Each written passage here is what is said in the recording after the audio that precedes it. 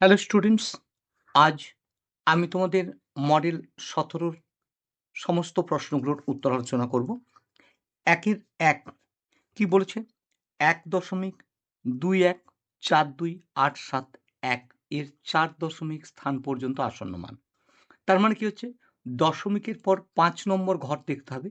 দেখো দশমিকের পরে ৫ নম্বর ঘরে কত আছে? ৮ আছে। তাহলে পূর্ববর্তী অঙ্কে ১ যোগ হবে। তাহলে ২ এর সঙ্গে ১ যোগ করলে কত হবে? না ৩। তাহলে আসন্ন মান কত হবে? ১.২১৪৩, অর্থাৎ একের অপশন সি 1.2143। এরপর দেখো কি বলেছে? ৩৬/২৪৩ কে কোন ক্ষুদ্রতম ভগ্নাংশ দিয়ে ভাগ করলে ভাগফল একটি পূর্ণবর্গ সংখ্যা হবে? তাহলে দেখো দুটো সংখ্যাকেই আমাদের উৎপাদকে ভাঙতে হবে। তার মধ্যে কোনটা পূর্ণবর্গ নয় দেখতে হবে। ৩৬কে ভাঙলে দেখো ২ দুগুণে ৪, ৪ তিনে ১২, তিনে ৩৬, অর্থাৎ এটা পূর্ণবর্গ সংখ্যা হিসেবেই আছে। ২৪৩কে উৎপাদকে ভাঙলে কি হবে? ৫টা ৩ হচ্ছে, তাহলে একটা ৩ কম আছে। তাহলে ৩ দিয়ে ভাগ করলে ৩৬/২৪৩ কি হবে? না পূর্ণবর্গ সংখ্যা হবে। একের ৩, একের ৩ এ কি বলেছে? এক্স স্কোয়ার প্লাস ওয়াই স্কোয়ারের মান নির্ণয় করতে হবে। কি দেওয়া আছে? এক্স প্লাস ওয়াই দেওয়া আছে আর এক্স ওয়াই দেওয়া আছে। তাহলে x square plus y square equal to কী হবে? এক্স প্লাস ওয়াইয়ের whole square minus 2 into x y. তাহলে এক্স প্লাস ওয়াইয়ের মান কত দেওয়া আছে? 0, মাইনাস 2 ইন্টু এক্স ওয়াইয়ের মান কত? মাইনাস 25, সমান কত হবে? মাইনাসে মাইনাসে প্লাস 50। এরপর দেখো একের ৫, দুটি ট্রেন মিলিত হওয়ার পর প্রথম ট্রেনটি দ্বিতীয় ট্রেনকে অতিক্রম করতে মোট যে পথ অতিক্রম করবে তার মান কি হবে? না প্রথম ট্রেন ও দ্বিতীয় ট্রেনের দৈর্ঘ্যের সমান দূরত্ব, অর্থাৎ একের ৫-এর অপশন ডি। এরপর দেখো একের ৬, একের ৬ কি দেওয়া আছে?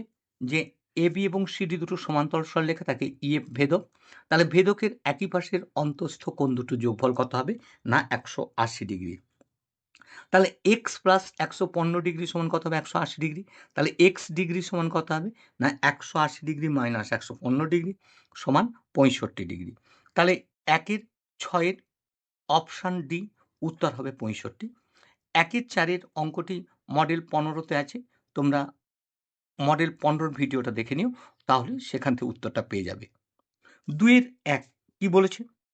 0.000328 থেকে কোন ক্ষুদ্রতম দশমিক সংখ্যা বিয়োগ করলে বিয়োগফল একটি পূর্ণবর্গ সংখ্যা? তা দেখো বর্গমূল করি। বর্গমূল করলে দেখো প্রথমে কি আছে? দুটো শূন্য আছে, তার জন্য একটা শূন্য এলো। তারপর আছে 0.3, একে দিলে কি হবে? ১ একে ১, অবশেষ নামলো ২ এবং তারপরে অবশেষ নামবে ২৮। তারপর কি আছে? তাহলে দেখো একের ডবল কত হবে? ২, ৮ এ দিলে কত হচ্ছে? ২৮ 64 4, হাতে রইল ৬, ৮ দুগুণে ১৬, ৬ ২২। তাহলে দেখো ৮ থেকে ৪ বাদ গেলে কত হবে? ৪। এবার এখানে ২২, এখানে ২২ আছে। তাহলে এই যে ৪, এই সংখ্যাটি কত নম্বর অঙ্কে আছে? না দশমিকের পর ৫ নম্বর অঙ্কে আছে। তাহলে 0.000328 থেকে ৫.৫টা ০ ৪ বিয়োগ করলে বিয়োগফল পূর্ণবর্গ সংখ্যা হবে। এরপর দেখো ২-এর ২, তাহলে কি আছে? ২-এর ২ এ কি বলেছে? ২৫০ মিটার লম্বা একটি মালগাড়ি ঘন্টায় ৩৩ কিমি বেগে এগিয়ে চলেছে। পেছন থেকে অন্য আরেকটি লাইনে ২৫০ মিটার লম্বা একটি মেল ট্রেন ঘন্টায় ৬০ কিমি বেগে মালগাড়িটিকে ধরার পর সেটিকে অতিক্রম করবে। তাহলে এক্ষেত্রে মোট অতিক্রান্ত দূরত্ব কত হবে? না ২৫০ যুক্ত ২০০ মিটার সমান ৪৫০ মিটার। আর ট্রেনটা ১ ঘন্টায় অতিরিক্ত দূরত্ব অতিক্রম করছে কত? না ৬০ বিযুক্ত ৩৩ সমান ২৭ কিমি। তাহলে ২৭ কিমি মানে কত? না ২৭,০০০ মিটার। আর ১ ঘন্টা মানে কত? না ৩৬০০ সেকেন্ড। তাহলে দেখো ট্রেনটি ২৭,০০০ মিটার যায় কত সেকেন্ডে? না ৩৬০০ সেকেন্ডে। তাহলে ২৭,০০০ মিটার যায় বলতে অতিরিক্ত যায়। তাহলে ১ মিটার যেতে সে সময় নেবে কত? না ৩৬০০/২৭,০০০। আর ৪৫০ মিটার যেতে কত নেবে? না ৩৬০০/২৭,০০০ গুণিতক ৪৫০। দেখো ৩৬০০ দুটো শূন্য, ৪৫০০ একটা শূন্য, ২৭,০০০ এর ৩টে শূন্যের সঙ্গে কাটাকাটি যাবে। এরপর দেখো ৯ ৩ ২৭, 9 5 45, আর 3 আর 36 কাটলে কত হবে? না 12, তাহলে 12 5 কত? না 60 সেকেন্ড সমান 1 মিনিট। তাহলে ট্রেনটি মালগাড়িকে ধরার 1 মিনিট পর সেটিকে অতিক্রম করবে। এরপর দেখো 2 এর 3 অঙ্কটি মডেল 14 তে আছে। তোমরা মডেল 14 র ভিডিওটা দেখে নিও, ওখান থেকে অঙ্কটি করে নেবে। 2 এর 4 এখানে কি বলেছে? একটি ট্রেন 4 সেকেন্ডে একটি টেলিগ্রাফ পোস্ট এবং 20 সেকেন্ডে 264 মিটার দীর্ঘ সেতুকে অতিক্রম করতে পারে। ট্রেনটির দৈর্ঘ্য ও গতিবেগ। তাহলে টেলিগ্রাফ পোস্টকে অতিক্রম করার অর্থ কি? না নিজের দৈর্ঘ্যের সমান যাওয়া। আর প্ল্যাটফর্ম বা সেতুকে অতিক্রম করার অর্থটা কি? না নিজের দৈর্ঘ্যের সঙ্গে সঙ্গে সেই প্ল্যাটফর্ম বা সেতুর দৈর্ঘ্যকে অতিক্রম করা। তাহলে দেখো ট্রেনটি 20 সেকেন্ডে যায় কত? নিজের দৈর্ঘ্য যুক্ত 264 মিটার। 4 সেকেন্ডে যাচ্ছে কত নিজের দৈর্ঘ্য?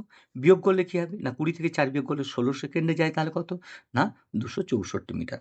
তাহলে 1 সেকেন্ডে কত যাবে? না 264/16। তাহলে 4 সেকেন্ডে কত যাবে? 264/16 গুণিতক 4।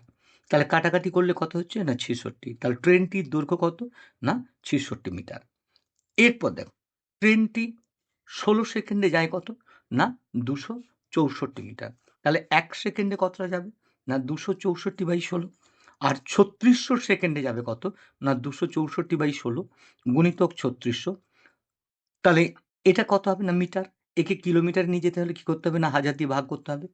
তাহলে এরপর দেখো যখন আমরা কাটাকাটি করছি তাহলে কত হচ্ছে? না কাটাকাটি করার পর গুণ করলে কত হচ্ছে? 594/10 কিলোমিটার সমান কত? 59.4 কিমি। তাহলে ট্রেনটির গতিবেগ ঘন্টায় কত? 59.4 কিমি। 2 এর 5 কি বলেছে? না আলো 1 সেকেন্ডে যায় 1,86,000 মাইল। আলো 1 সেকেন্ডে কত দূর যাবে তা কিলোমিটারে আসন্ন মানে প্রকাশ করতে হবে 3 দশমিক স্থান পর্যন্ত। সেখানে কি বলা আছে? 1 মাইল সমান কত? না 1.6093 কিলোমিটার। তাহলে কি হবে? না 1,86,000 মাইলকে 1.6093 দিয়ে গুণ করতে হবে। গুণ করে আমরা কি পাচ্ছি? 299,329.8 তাহলে দশমিকের পর 3টে অঙ্ক যেহেতু রাখতে হবে, তাহলে চতুর্থ অঙ্কে আমরা দেখছি কি? 0 আছে। তাই আসন্ন মানেও ওই একই জিনিস থাকবে। তাহলে আলো 1 সেকেন্ডে কতটা যাবে? না 299,329.800 কিলোমিটার। 3 এর 1 কি বলেছে? বীজগাণিতিক সংখ্যামালাকে পূর্ণ বর্গাকারে সাজিয়ে মান নির্ণয়। তাহলে পূর্ণ বর্গাকারে সাজাতে গেলে কি করতে হবে? দেখো এটা হচ্ছে পূর্ণবর্গ পদ। তাহলে এখান থেকে কী পাবো? XY। তাহলে XY এর whole square minus 2 into XY। তাহলে এখানে কত ছিল? 10। তাহলে ইন্টু কী হবে? 5Z প্লাস এটা পূর্ণবর্গ পদ, এখান থেকে কী পাবো? না 5Z। তাহলে 5Z এর হোল স্কোয়ার সমান কী হচ্ছে? XY মাইনাস 5Z এর হোল স্কোয়ার সমান। এরপর দেখো পূর্ণবর্গ আকারে প্রকাশ করা হয়ে গেছে। এরপর মান নির্ণয় যখন করতে যাবে মানগুলো সবসময় জন্য বন্ধনীর মধ্যে রাখবে। তাহলে এক্সের মান 1, ওয়াইয়ের মান -1। তাহলে 1 গুণিতক -1 মাইনাস 5 ইন্টু জেড। জেডের মান কত আছে? 2। তাহলে -1 মাইনাস 10 সমান কত হচ্ছে? না -11 তার বর্গ। তাহলে কত হবে? 11 11 121। তাহলে -11 হোল স্কোয়ার সমান কত হবে? না 121।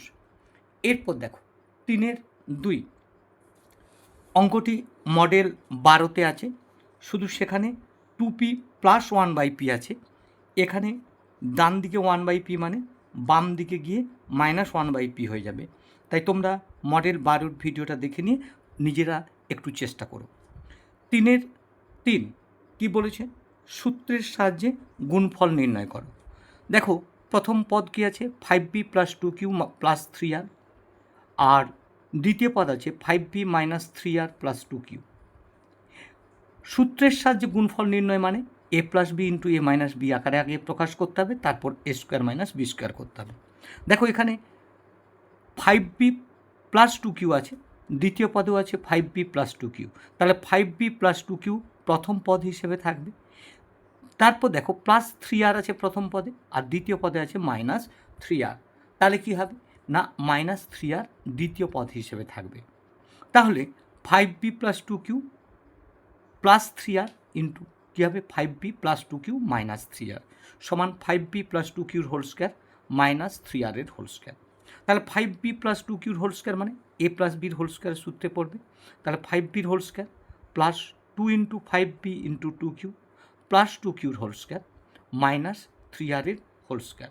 তাহলে দেখো 5bর হোল স্কোয়ার মানে কত 25p স্কোয়ার প্লাস 2 5 10 দুগুণে 20pq plus 4q square minus 9r square. এরপর এটাকে আমরা কী করব না জাস্ট সাজিয়ে নেব। তাহলে কত হচ্ছে 25p square plus 4q square minus 9r square plus 20pq। এরপর দেখো 3-এর 4, 3-এর 4-এর যে অঙ্কটা আছে এটা মডেল 11তে আছে, শুধু মডেল 11তে 5ab বদলে 9ab আছে। তাহলে তোমরা মডেল 11টা দেখে নিয়ে সেখান থেকে এটা নিজেরা চেষ্টা করো।